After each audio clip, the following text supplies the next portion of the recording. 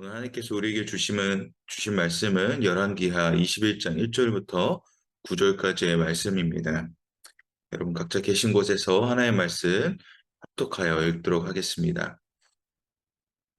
므낫세는 12세의 왕이 돼 55년 동안 예루살렘에서 다스렸습니다. 그의 어머니의 이름은 헵시바입니다. 므낫세는 여호와 보시기에 악한 일을 했습니다. 그는 여호와께서 이스라엘 백성들 앞에서 쫓아내신 나라들의 혐오스러운 관습을 따랐습니다. 므낫세는 자기 아버지 히스기야가 무너뜨린 산당들을 다시 지었고 또 이스라엘 왕 아합이 한 것처럼 바알의 제단을 세웠으며 아세라의 목상을 만들었습니다. 그리고 그는 하늘의 별무리를 경배하고 섬겼습니다. 므낫세는 여호와께서 내가 예루살렘에 내 이름을 둘 것이다라고 말씀하신 그 여호와의 성전에 제단을 만들었습니다. 또 여호와의 성전 안팎의 두 뜰에 하늘의 모든 별무리를 위한 제단을 만들었습니다. 므낫세는 자기 아들을 불 속으로 지나가게 했고 점을 치고 마법을 행했으며 신접한 사람들과 영매들에게 조언을 구했습니다. 그는 여호와 보시기에 악한 일을 많이 해 그분의 진노를 자아냈습니다. 므낫세는 자기가 만든 아세라 목상을 성전에 세워두었습니다. 여호와께서는 전에 이 성전에서 다윗과 그 아들 솔로몬에게 말씀하셨습니다. 이 성전에 그리고 내가 온 이스라엘 지파들 가운데 선택한 예루살렘에 내가 내 이름을 영원히 둘 것이다. 만약 이스라엘이 내가 명령한 모든 것을 행하고 내 종 모세가 그들에게 명령한 모든 율법을 지킨다면 내가 그 조상들에게 준 땅에서 떠나 방황하는 일이 다시는 없게 하겠다. 그러나 그들은 듣지 않았습니다. 므낫세는 그들을 잘못 인도해 여호와께서 이스라엘 자손들 앞에서 멸망시키신 나라들보다 더 악한 일을 하게 됐던 것입니다. 아멘. 계속해서 열왕기하 이제 말씀을 읽고 있습니다. 오늘 본문은 21장으로 오늘 본문의 시작을 보게 되면 히스기야의 아들인 므낫세가 12세의 왕위에 오름을 보게 됩니다. 그리고 12세의 왕위에 올라 55년간의 남유다를 통치했다라고 기록하고 있죠. 55년의 통치, 이 역대 남유다의 왕들 중에 가장 긴 시간을 통치한 왕입니다. 이 통치 기간만 보면 므낫세가 그의 아버지에 못지않게 선정을 잘했거나 하나님 보시기에 올바른 행함이 있는 왕이기에 긴 시간을 통치했을 거라고 생각을 합니다. 왜냐하면 다윗 이래로 가장 훌륭한 왕인 이 히스기야의 아들로 살아왔고 또 이 히스기야의 아들이기 때문에 그의 아버지로부터 내려오는 이 신앙의 전수는 이 므낫세가 탁월한 통치자가 될 것이라는 그러한 기대감을 갖게 한다라는 것이죠. 또한 아수르에 의해 북이스라엘은 멸망했으나 남유다는 끝까지 승리함으로 그 이후에 계속해서 번영했죠. 이 사실을 이 히스기야의 어제 본문이었던 히스기야가 자신의 보물창고를 보여주면서 굉장히 풍요를 누리고 있었던 시대임을 또 알 수가 있는 것이죠. 그렇기에 이 황금기를 누리는 것, 이 황금기 때 므낫세가 히스기야의 유산을 잘 이어받음에 따라 이 55년의 통치가 가능했을 거라 이제 이렇게 생각한다라는 것입니다. 그러나 우리가 오늘 읽었던 것처럼 2절부터 이 6절까지의 내용, 7절까지의 내용들을 보면 므낫세의 행적은 완전히 그의 아버지인 히스기야와 정반대로 악정을 행하기를 원하고 그리고 극심한 우상 숭배를 즐겨하는 것을 확인할 수 있습니다. 그러니까 이 통치 기간으로도 가장 긴 시간을 통치했음과 더불어 하나님 앞에서 가장 악한 행위를 했던 왕으로서도 이렇게 기록이 된다라는 것이죠. 오늘 본문을 통해서 이 므낫세가 악한 행적을 했던 것을 분류해서 보게 되면 먼저 첫 번째로는 히스기야가 종교개혁 때 무너뜨린 산당과 제단을 다시 세우고 이전과 같이 가나안 족속의 우상 숭배의 모습을 그대로 따라가기 시작합니다. 두 번째로는 아합의 행위를 본받아서 바알과 아세라 숭배를 하죠. 여기에 더해서 별자리 숭배를 하게 됩니다. 별자리 숭배를 한다는 것은 무엇입니까? 곧 미래를 보다 빠르게 예측하기 위해, 관측하기 위해 하는 행동인 것이죠. 하나님의 백성이 미래를 예측하고자 하는 그런 열심을 드러냈다라는 것입니다. 하나님의 성 또한 세 번째로는 하나님의 성전 안에 바알의 단을 쌓고 아세라 목상을 세웁니다. 성전의 마당에는 또한 이 별자를 위한 숭배 제단을 만들기 시작합니다. 우리가 악한 왕이라고 생각하면 이 대표적으로 아달랴와 아하스를 떠올리죠. 그런데 이 아달랴와 아하스는 비교도 안 될 정도. 이들 중에 그 누구도 하나님 성전 안까지는 우상을 세우지 않았는데 므낫세는 성전 안에 우상을 세움에 따라 그 타락의 정도가 얼마나 심각한지를 말해주고 있습니다. 또 마지막으로는 이 자식을 불태워 제사 드리는 몰렉 숭배를 빠져 있고 또한 사슬을 행하는 심접한 자들을 신임하기 시작합니다. 이와 같은 문화세에 제약된 행위는 남녀로도 통틀어 유례가 없을 정도, 전무후무할 정도로 굉장히 심각함을 보게 된다는 거예요. 그런데 문화세가 몇 년을 통치했죠? 55년이라는 시간을 통치를 했습니다.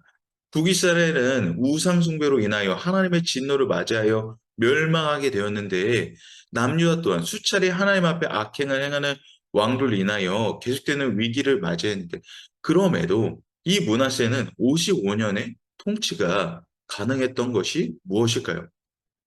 그 이유를 두 가지로 볼 수가 있습니다. 첫 번째로는 역대하 33장에 가보면 므낫세가 회개를 하는 장면이 나옵니다.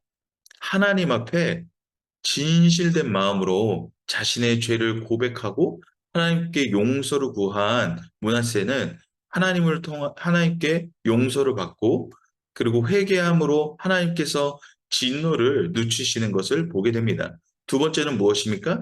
다윗 왕조를 향한 하나님의 신실한 사랑과 그 언약으로 말미암아 심판하지 않으시는 단번에 심판하지 않으시는 그 기다림 속에 또 오래 참으시고 계시다는 것을 볼 수가 있는 것이죠. 그렇기에 므낫세의 통치는 남유다의 생존은 하나님의 진노로 잠시 멀어져 므낫세의 55년의 통치 향후 60년 동안까지 멸망하지 않게 되는 것을 보게 됩니다. 이를 통해 우리가 알게 되는 사실은 무엇입니까?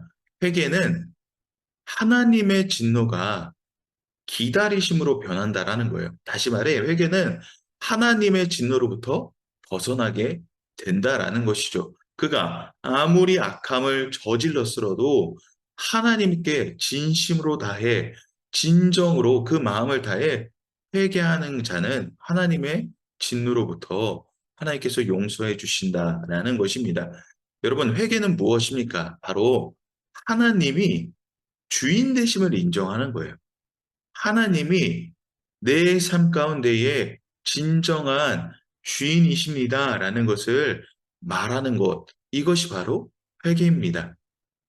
그렇다는 것은 회개하지 않는 자는 어떤 사람입니까? 하나님을 주인으로 인정하지 않는 자인 것이죠. 우상이 주인이 되어 내가 주인이 되어 진노에서 벗어나지 못하게 되는 존재가 바로 회개하지 않는 자라는 것입니다. 그렇다면 여러분 진노의 대상은 누구일까요? 오늘 본문 므낫세와 같이 명백히 하나님께 악을 행한 자들만이 진노의 대상이 될까요? 하나님을 인정하지 않는 자, 주인으로 인정하지 않는 자들만이 하나님께서 진노의 대상으로 치실까요?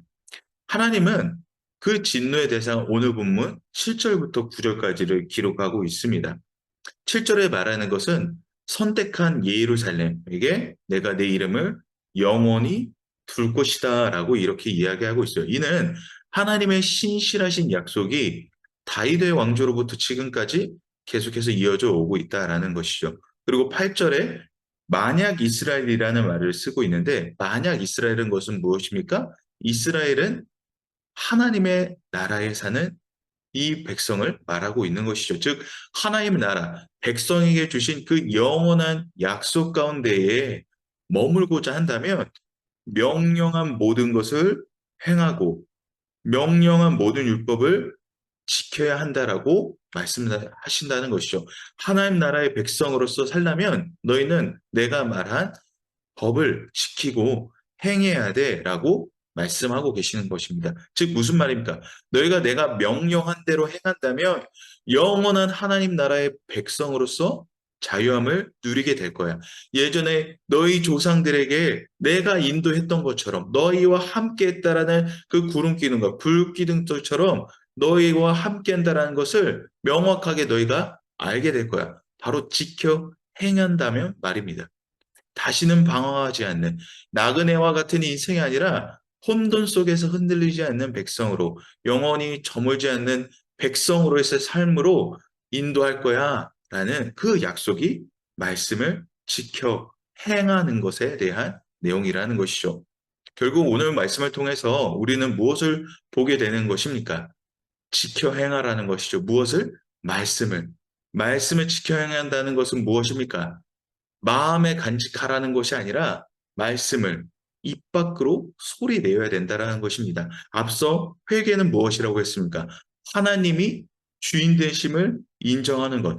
회개를 내 마음속에서 그냥 간직하는 것이 아니라 회개 또한 우리의 입술 가운데서 나와야 된다라는 거죠. 입술의 고백은 곧 무엇입니까? 하나님이 나의 주인 되신다는 것을 내 마음에서 머무르는 게 아니라 선포한다라는 것이요. 말한다라는 것이요. 말씀 또한 입 밖으로 소리 내야 된다라는 거예요. 이 두 가지가 공통점을 가지고 있죠.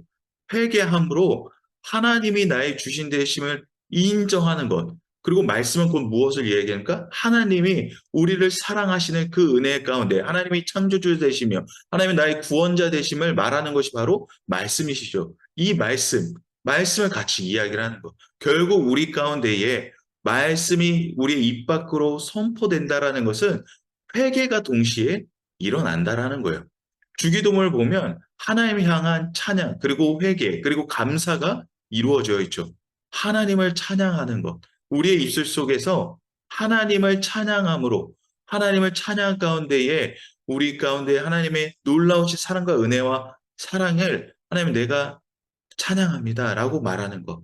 그리고 그 안에서 하나님 내가 죄인됨을 고백합니다. 하나님 나의 죄됨을 하나님 알아주시옵소서. 하나님 용서해 주시옵소서. 라는 기도. 그리고 감사의 기도. 이 모든 것들이 우리의 입술 밖으로 나와야 한다라는 것입니다. 가장 중요한 것은 무엇입니까? 회개하는 것. 하나님의 말씀을 내 입술 밖으로 선포함으로 회개하는 것이 중요하다라는 거예요. 마음속으로 말씀을 묵상하는 것에서 끝나면 안 되는 것입니다. 말씀을 우리 입 밖으로 선포해야 된다라는 것입니다. 사랑하는 성도 여러분, 오늘 이 말씀의 선포가 우리 안에 있게 되기를 원합니다. 말씀을 선포한다라는 것은 하나님 내가 하나님의 자녀됨, 하나님이 나의 주인 되심을 믿습니다. 선포합니다. 하나님 오늘도 그 거룩한 삶의 여정으로 하나님께서 이끌어 가시기를 원합니다라는 바로 그 고백이 바로 말씀으로부터 시작된다라는 거예요. 이 말씀을 따라 여러분 살아가야 됩니다.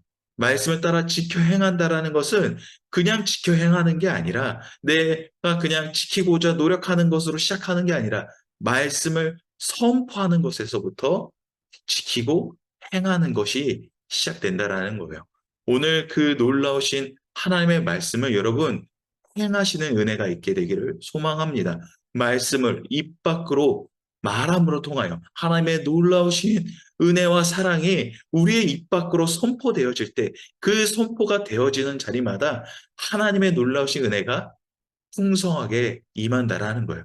그 임함 속에서 하나님의 은혜를 우리가 누림으로 하나님께서 오늘도 우리와 함께 하심을 온전히 누림으로 하나님과 동행이 거기서부터 시작된다라는 것입니다. 오늘 그 말씀이 오늘 우리의 마음 가운데 머무로 이것이 우리의 입 밖으로 나오게 됨에 따라 하나님께서 여러분의 인생 가운데서 행하시고 이끌어 가시는 그 놀라운 사실 가운데에 머무는 그 은혜가 있게 되기를 소망합니다. 오늘도 그 은혜로 말미암아 살아가는 믿음의 성도들이 되는 그 은혜가 있게 되기를 주님의 이름으로 축복합니다.